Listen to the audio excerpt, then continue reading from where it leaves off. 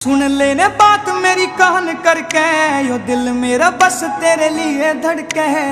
तोड़ के trust miss use करूंगा, बेड कार्ड देखे हाले अपने दिमाग तय। तू ही मेरी जिंदगी का एम सुन ले, एक तू ही मेरी आखिरी उम्मीद बावली।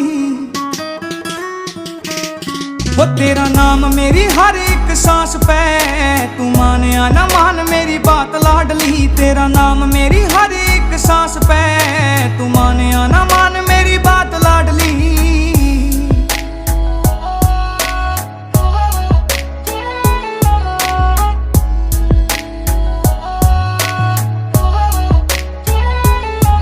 कुछ साल तक ऐसा काम कर दूं, सारे जहां की